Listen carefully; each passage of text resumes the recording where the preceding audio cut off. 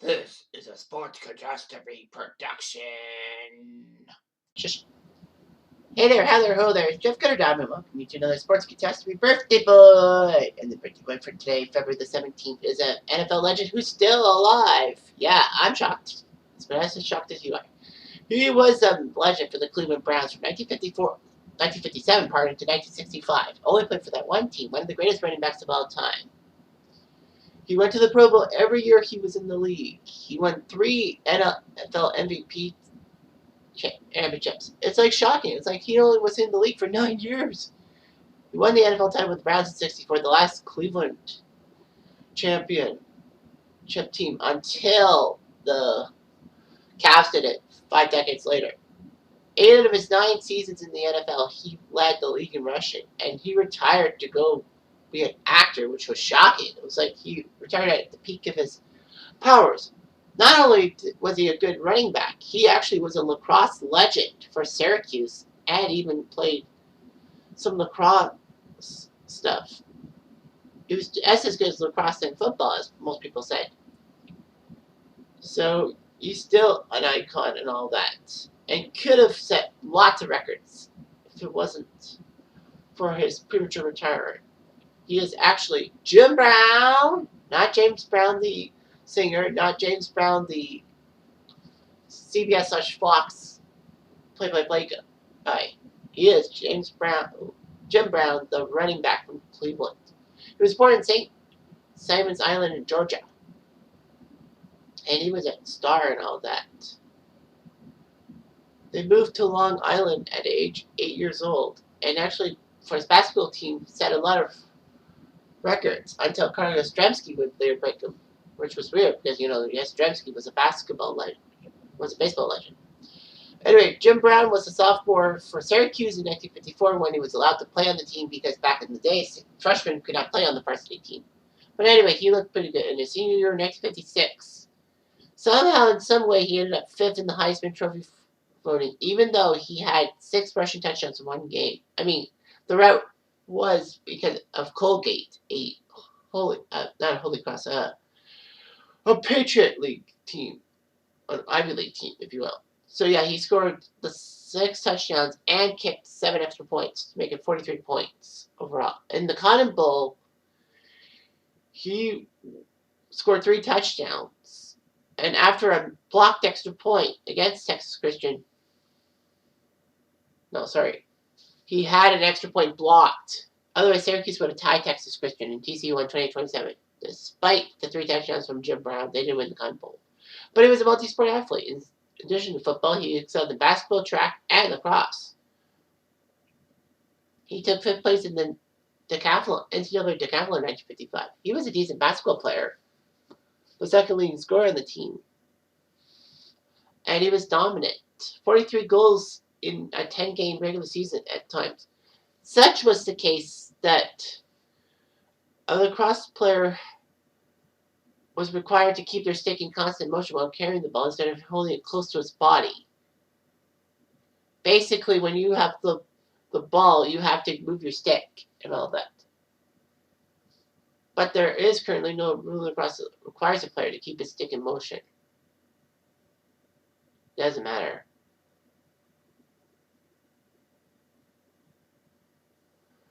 Anyway, Brown actually was a 2nd lieutenant in the U.S. Army Reserve. He was served for 4 years and was discharged with the rank of captain, which was pretty amazing. Cleveland took him in the first round of the 1957 NFL draft, 6th overall. And it's like, who was drafted before Jim Brown?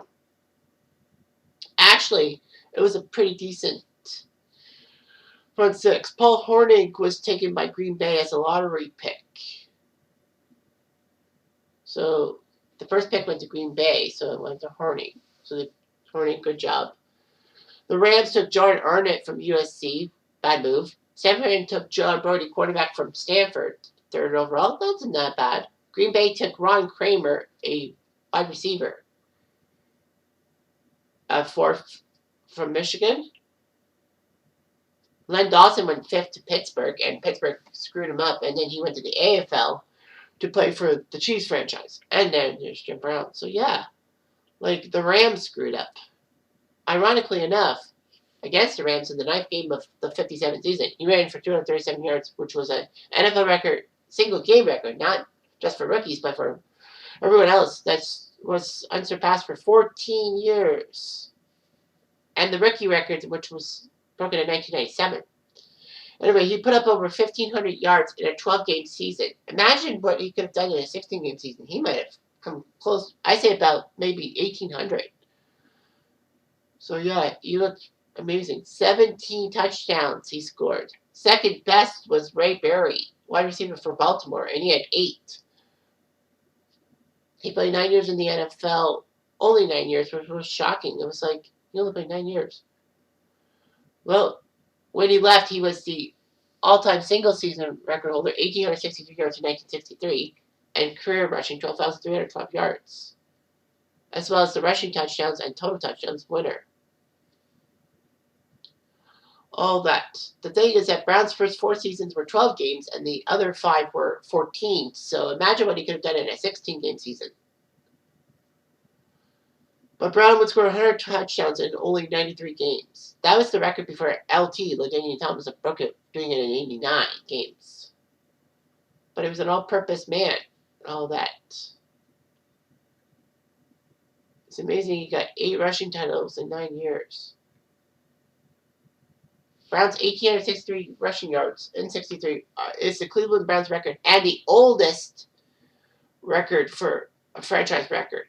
No Brown has ever hit over 1,800 yards, which was amazing. I thought Jamal Lewis did, but no, he didn't. He looked pretty good and all that. It was very difficult to tackle. So he retired after 9 seasons, which shocked a lot of people. All that. Walter Payton. It took 18 years for Walter Payton to break Jim Brown's record. All that. So anyway, Cleveland were the NFL champs in 1964, which was pretty good. And then, his acting, all that. And Jim Brown was actually recruited to be in the Dirty Dozen, which was a movie in which 12 convicts were sent to France to assassinate German officers.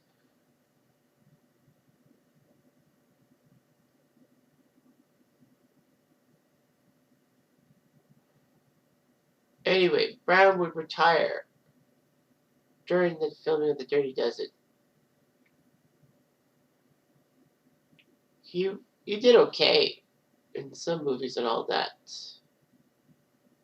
Brown actually starred in blaxploitation genre, which, a lot of black actors, but it really made blacks look terrible and all that. He was there for 100 rifles and all that. Jim Brown was the main guy over Raquel Welch. And it's weird. Raquel Welch just recently passed away, so that was weird. So yeah, he did okay. All that spaghetti western and a few other movies and all that. He was on the A-Team one time. I was in Mars Attacks. I was a defensive coach in Any Given Sunday. Anyway, Jim Brown actually posed nudes in Playgirl, which is the equivalent to Playboy, of course.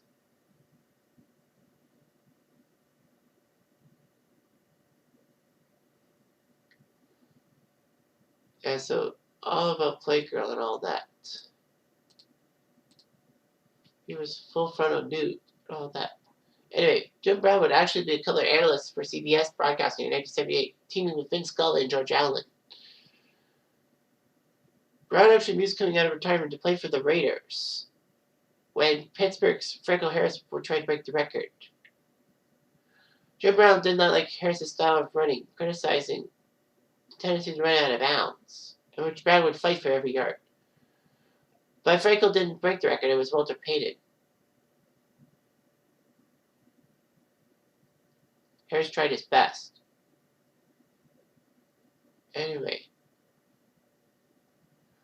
you know that Jim Brown was the first black televised boxing announcer when he was part of when he was there for the Ernie Terrell, George Chuvalo fight. 1965. Did I say 85? Sorry. Anyway, the funny thing about Jim Brown was that if you watch the early UFCs, the really early UFCs, and UFC's almost hitting 30 years of existence, he was there for the first 6 UFCs. Jim Brown was there as a color commentator. It was amazing to see a legend like Jim Brown for the UFC and give it some credence, although a lot of states didn't like it. Spike Lee would release the film Jim Brown All-American, a retrospective of Brown's career and personal life. Jim Brown was upset when Madden used his likeness in the games without his permission, as it seemed.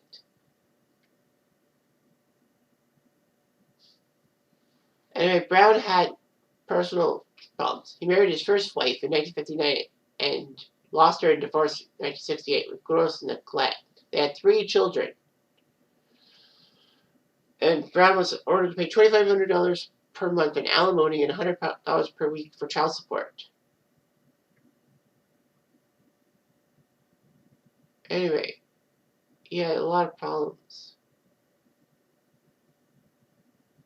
Brown was actually charged with assault with intent to commit murder after a model was found beneath the balcony of Brown's second-floor apartment. However, because the model refused to cooperate with prosecution officers, they had to drop the charges. But anyway, Brown was ordered to pay $300 in a fine. So anyway, he married his second wife, Monique Brown, in 1997 and having 2 children. But unfortunately, Brown made threats towards his wife and all that.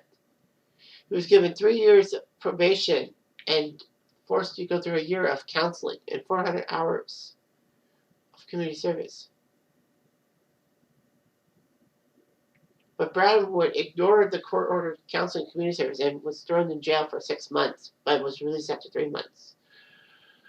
But anyway, yeah, Jim Brown's an icon, not just in the football world. I mean, winning 8 rushing titles is hard enough. Doing 9 seasons and then you quit to be an actor. Oy. But yeah, he was a lacrosse legend and all that. Some say he was a better lacrosse player than football player. But I kind of think it was kind of like that. But yeah, he's a star and all that. His touchdowns record was not broken until 1994 when Jerry Rice did it. So yeah. He was actually named the 2nd greatest player in NFL history in 2010 behind Jerry Rice. Makes sense. And ESPN named Jim Brown the greatest college football player of all time during a ceremony at the college football national title game celebrating the 150th anniversary of college football. So yeah. Yeah, it's amazing what he did. The only year he didn't lead the league in rushing was 1962, if you must know. So from 57 to 65, he had 12,312 yards, 106 touchdowns. He caught 20 of them. So he was in many movies and all that. Mars Attacks, he got Game, She Hate Me, and The Black Godfather. He was actually in Draft Day, too. That film about the draft. But yeah, Jim Brown will always be a legend in everyone's eyes. I mean, after all, the guy is a pop culture icon just as much. So yeah, go on and fight Jim Brown. Anyway, I'm Jeff Diamond.